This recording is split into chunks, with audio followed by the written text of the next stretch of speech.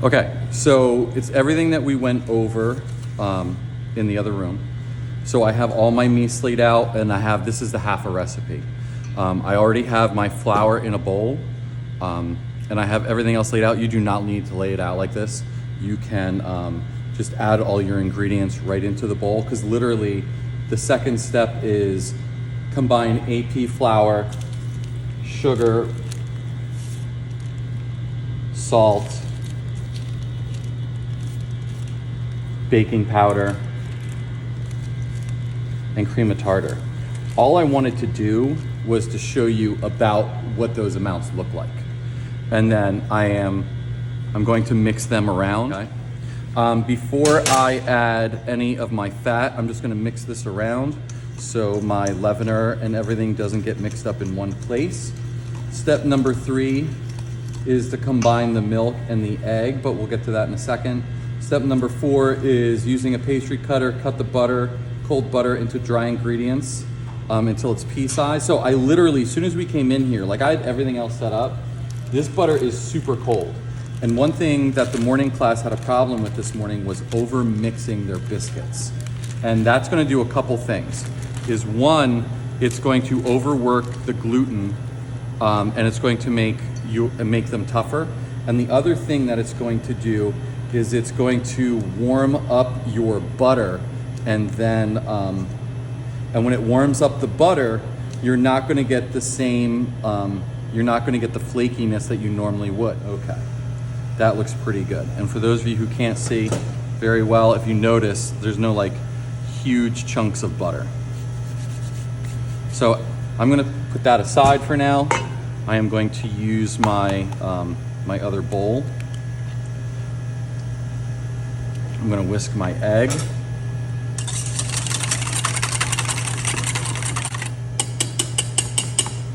Okay, and then I am going to use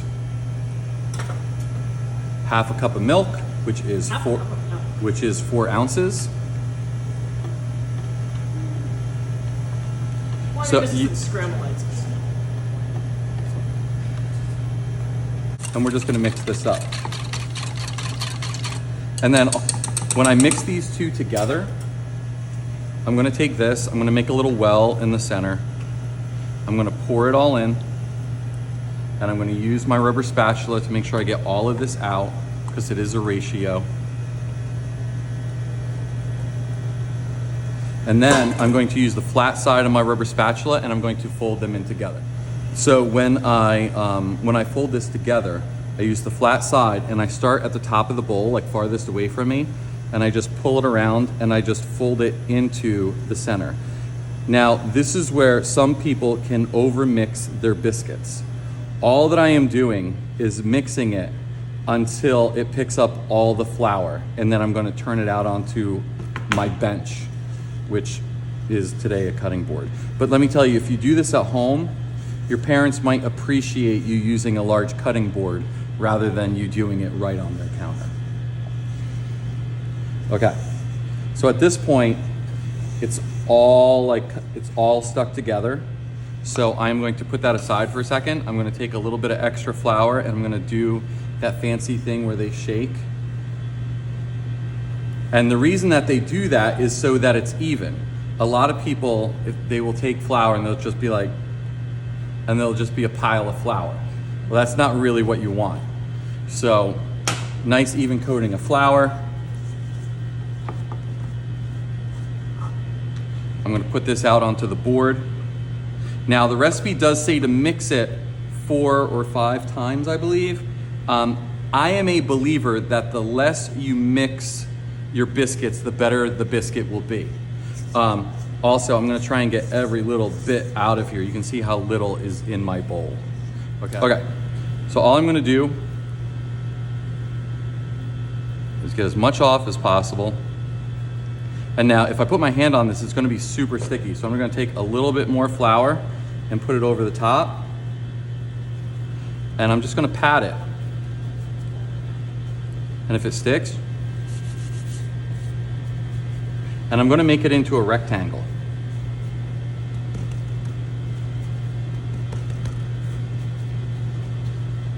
And if it cracks a little bit, that's okay. Now it looks dry, right? But that's only on top. The inside is still super gooey. And then I have my bench scraper, and you can use that to kind of like square it off a little bit. There we go. And then I have my parchment. And then I'm gonna cut this in 6 even pieces. And remember, like, however many pieces we cut it into is exactly, like, you should be trying to mimic our demo to like the very, like all of it. It should look exactly like ours. Okay, and then we're just gonna, sometimes I'll just mark it.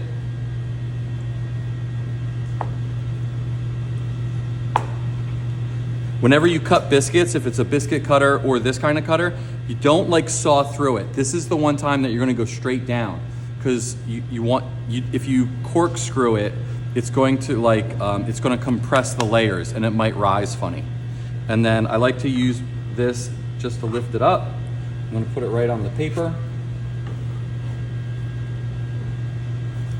Check my butter back there.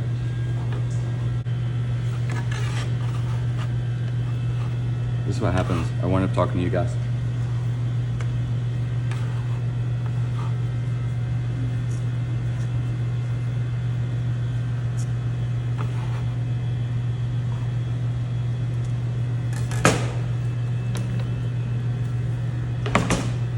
Okay, so if you notice, I kind of put them close to each other. That's okay.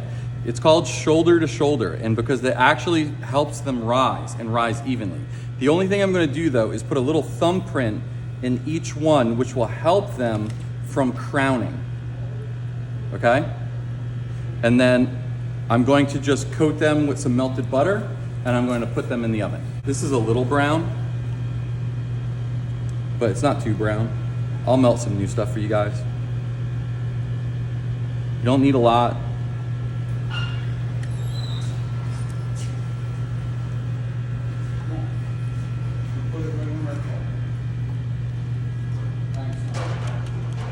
Oh, thank you. No problem. The machine broke down early. That's okay.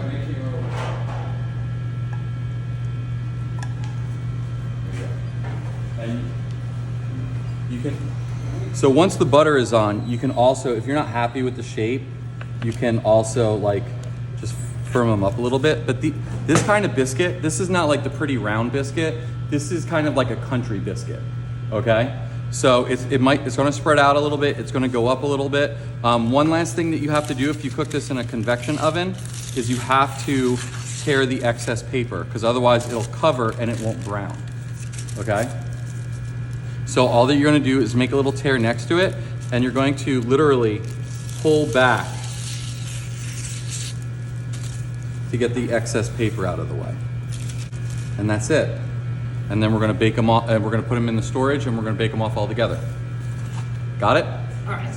Okay, go.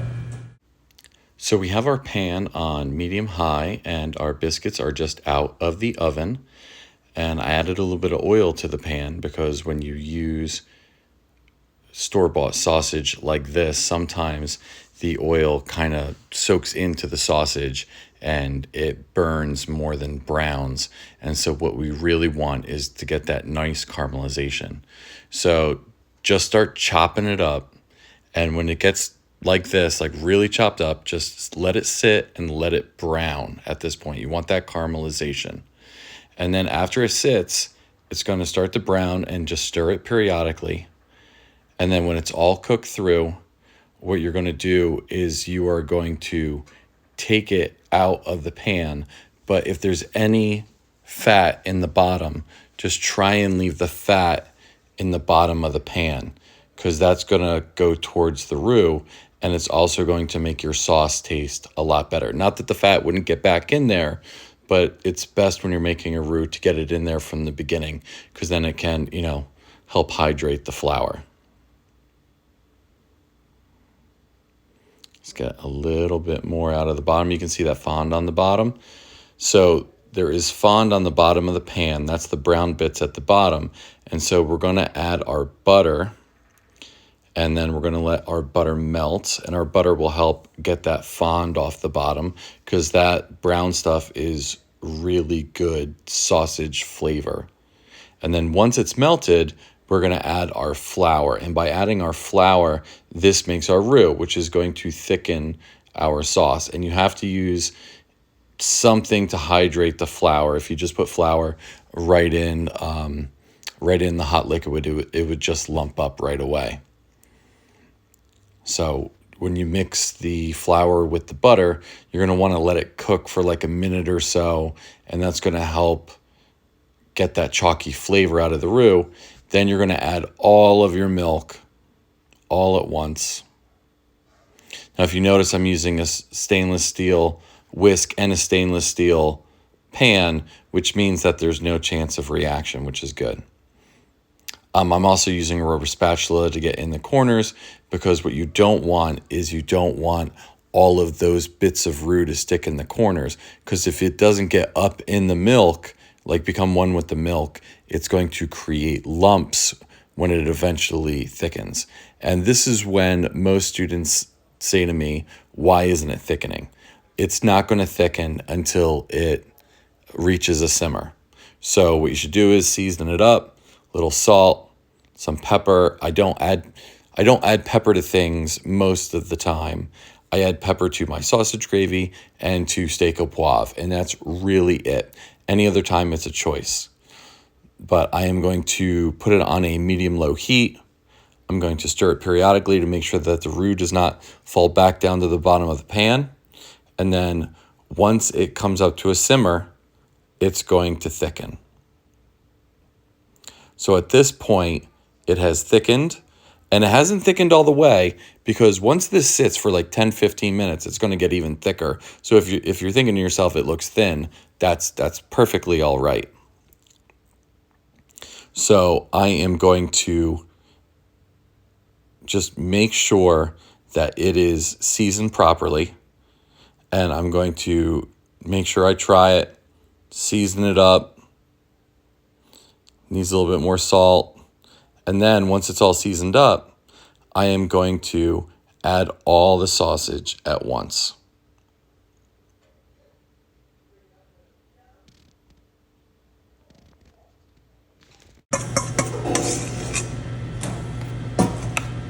And we're just going to mix this in.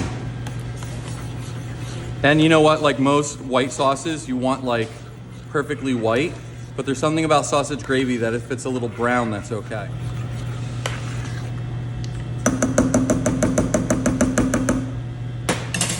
So one more time for good measure.